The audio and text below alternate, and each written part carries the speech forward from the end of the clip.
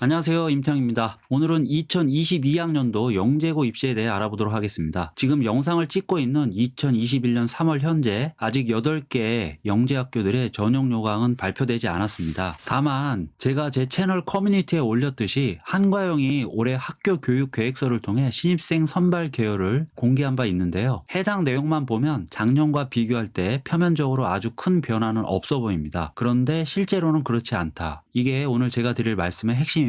앞으로 발표될 전형 요강과 무관하게 분명히 입시 구도에 적지 않은 변화가 있을 텐데요. 왜 그러냐면 제가 지난번에 다른 영상을 통해서도 소개해드렸지만 교육부가 지난해 발표한 영재학교 과학고 입학 전형 개선 방안이 있었고 올해는 그로 인한 직간접적인 입시 변화가 따를 수밖에 없다. 직접적인 변화는 지난번 영상을 통해 확인해 보실 수 있고요. 오늘은 표면적으로 드러나지 않는 간접적인 변화들을 중심으로 살펴보겠습니다. 그리고 그 변화에 맞춰 어떤 준비가 필요한지도 같이 알아보겠습니다. 먼저 지금까지 공개된 올해 영재고 입시 관련 내용들 요약해 보겠습니다. 아까 말씀드렸던 한과영 학교 교육 계획서에 나타난 전형 예정사항 먼저 살펴보면요. 지원 자격, 그 다음에 모집 단위, 선발 인원 중요한 내용들 큰 변화 없습니다. 다만 이 전형 일정에서 좀 변화가 있는데요. 보시는 것처럼 한과영 올해 원서 접수 6월 1일부터 6월 7일로 되어 있습니다. 자소서나 추천서 같은 서류 제출도 같은 기간에 해야 하고요. 원래 영재고 원서 접수는 보통 4월 초에서 중순 사이에 이루어졌는데 지난해에는 코로나 때문에 4월 말에서 5월 초까지로 미뤄졌고 올해부터는 아예 6월 달로 원서 접수 일정을 이렇게 옮겼습니다. 이건 다른 학교들도 마찬가지고요. 그리고 이 내용은 아무래도 이제 초안이다 보니까 좀 오타가 있는데요. 여기 보시면 2단계 전형 원서 접수가 6월 8일에서 6월 9일로 되어 있는데 이건 아마 지난해 자료를 그대로 수정하지 않고 올리신 것 같고 실제로 1단계 합격자 발표가 7월 2일 날 있고 2단계 지필고사가 7월 11일 날 진행되기 때문에 2단계의 원서 접수는 요 사이에 진행된다고 보시면 되겠습니다. 그러니까 7월 11일 이전에 한 이틀에서 3일 정도 진행될 예정이라고 보시면 되겠습니다. 그리고 밑에 보시면 제출해야 되는 서류 같은 것들 큰 변화 없고요. 전형 방법도 1단계 서류평가, 2단계 지필고사, 3단계 캠프 전형 작년과 크게 달라진 게 없는 것으로 보입니다. 한과영을 제외한 나머지 영재고들은 아직까지 이런 내용도 공지된 바는 없는데요. 다만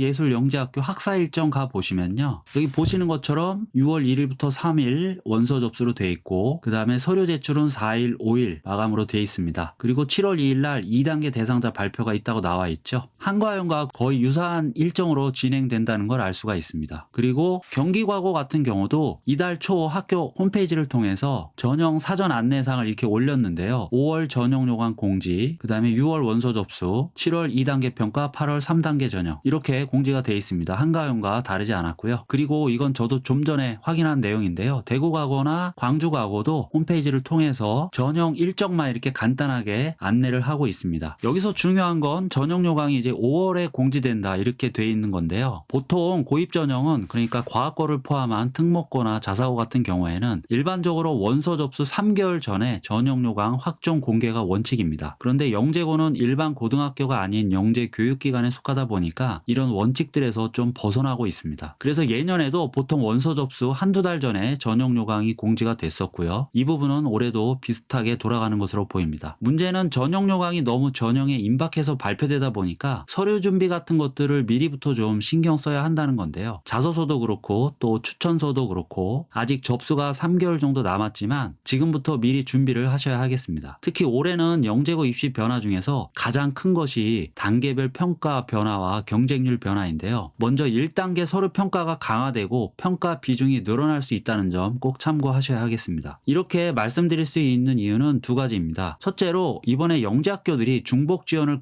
금지했는데요. 그 이유 중 하나가 서류 평가를 강화하기 위함이었습니다. 중복 지원을 못하니까 아무래도 경쟁률은 떨어질 테고요. 지원자 수가 줄어들면 서류 평가에 좀 더 내실을 기하기가 쉬워지겠죠. 서류 평가 비중이 늘어날 거라고 예상하는 두 번째 이유는 2단계 지필고사의 영향력이 작년보다 다소 줄어들 것이 거의 확실해 보이기 때문입니다. 예전 영상에서도 보여드렸지만 교육부 발표 자료를 다시 한번 살펴보면요. 보시는 것처럼 입학 담당관 확대, 전담 인력 배치 및 역량 강화를 통해 1단계 서류평가의 질 제고 및 교사 관찰 추천의 내실화 이렇게 돼 있고요. 그리고 2단계 지필고사 관련해서도 2단계 지필평가의 영향력을 축소하고 각 단계별 평가 결과를 종합적으로 검토하여 최종 선발자 결정한다. 이렇게 돼 있습니다. 그리고 창의성 문제 해결력 평가를 위해 열린 문항 중심 문제풀이 과정에 대한 평가를 확대하겠다. 밑에 더 보시면 객관식이나 단답형 문항 출제를 축소하고 문항수를 전반적으로 줄이겠다. 이런 내용도 포함이 됐습니다. 흔히 말하는 정성평가를 강화하겠다는 건데요. 사실 그동안에도 한가영 같은 경우는 이런 정성평가 성향이 좀 강했고 열린 문항도 다른 학교들에 비해서 많이 출제되는 편이었습니다. 대구나 대전 같은 다른 영재학교들은 사실상 경시형 문제들이 줄을 잃었고 고난도 문제풀이 훈련이 잘 된 교육 특구 학생들한테 아무래도 유리할 수밖에 없었습니다. 그런데 올해는 이런 학교들의 입시 분위기가 조금은 달라질 수도 있겠다. 저는 이렇게 판단하고 있습니다. 학교별로 정성평가가 얼마나 의미 있게 진행될지는 봐야겠지만 어쨌거나 객관식 단답형 비중이 30%로 줄고 전체 문항수도 축소될 예정이기 때문에 분명히 2단계 경쟁력에서 올해 수험생들은 선배들과는 조금 다른 변별력이 나올 수밖에 없다. 물론 결국에는 수학과학 실력이 우수한 학생들이 뽑히겠죠. 하지만 예년과는 조금 다른 색깔의 친구들이 선발될 수도 있다. 저는 이렇게 보고 있는데요. 예를 들어 정답이 정해져 있는 객관식이나 단답형 고난도 문제를 빠른 시간 안에 많이 풀 수 있는 학생과 또 개방형 서술형 문항을 창의적이고 또 논리적으로 풀이까지 자세하게 쓰면서 접근할 수 있는 학생은 분명히 다를 수 있다는 겁니다. 물론 이 두 가지 역량을 모두 갖춘 학생이라면 걱정할 게 없겠죠. 그런데 제가 일선에서 학생들을 만나보면 학생들 사이에서 분명히 이런 색깔 차이가 납니다. 중요한 건 지금 우리 현재 수험생 여러분들이 자신의 스타일이나 포지션을 잘 파악하고 남은 기간 그것을 어떻게 보완할지 고민해봐야 한다는 것이겠죠. 먼저 보통은 영재학교 준비하는 학생들이 2단계 지필고사 관련해서 전문학원 도움을 받는 경우가 많기 때문에 그런 학생들을 기준으로 말씀드리자면 학원 교재로 수업을 듣고 문제를 풀 때 정답률을 높이기 위한 노력보다도 한 문제라도 완벽하게 풀이 과정을 적을 수 있는지 연습하고 점검할 필요가 있습니다. 그리고 그런 풀이 과정에 군더더기는 없는지 또 혹시 다른 방법으로 풀어볼 수는 없는지 개인적으로 이런 연습이 도움될 수 있고요. 예전처럼 그냥 답만 맞췄다고 넘길 일은 아니다. 또 학원 의존도가 높지 않거나 영재고 입시 전문 학원이 아니라 그냥 동네 일반 수학 과학 학원에서 공부하는 학생들은 아무래도 영재고 문제 유형에 익숙해지는 훈련이 중요할 텐데요. 영재고 기출문제가 시중에 정식으로 출판된 교재는 없습니다. 하지만 최근에 학교 홈페이지를 통해서 공개하고 있는 학교들이 늘고 있는데요. 예를 들면 서울과고, 세종영재고, 대전과고 등이 학교 홈페이지에서 일부 문제들을 공개하고 있습니다. 한과영도 예전에 공개를 하다 최근에는 공개를 안 하고 있는데 향후에는 또 공개를 한다고 하니까 학교 홈페이지를 자주 참조하시면 도움되겠습니다. 그리고 학원을 다니거나 안 다니거나 공통적으로 수학과학 공부할 때 선행보다는 심화학습이 중요한데요. 과학을 기준으로 말씀드리자면 하이탑이나 INI 같은 심화 교재들 보실 때 교재 핵심 내용 이외에 책 날개 부분에 나오는 자투리 내용이나 단원 넘어갈 때 나오는 과학 상식들 그리고 정답지에 나오는 해설 내용들까지 교재를 아주 꼼꼼하게 살펴보시는 것이 중요합니다. 여러분 선배들이 의외로 그런 내용들에서 힌트를 얻어 문제를 풀었던 사례가 많았기 때문에 드리는 말씀이고요. 물론 평소에 수학이든 과학이든 관련 독서나 탐구를 많이 해서 저변 지식이 넓은 학생들이 기본적으로 유리할 수밖에 없는데 그런 경쟁력은 하루아침에 생기는 것이 아니기 때문에 올해 입시를 도전하는 학생들이라면 당장은 그런 심화 교재들을 꼼꼼하게 보는 것으로 보완할 수 있겠습니다. 그리고 수학 같은 경우에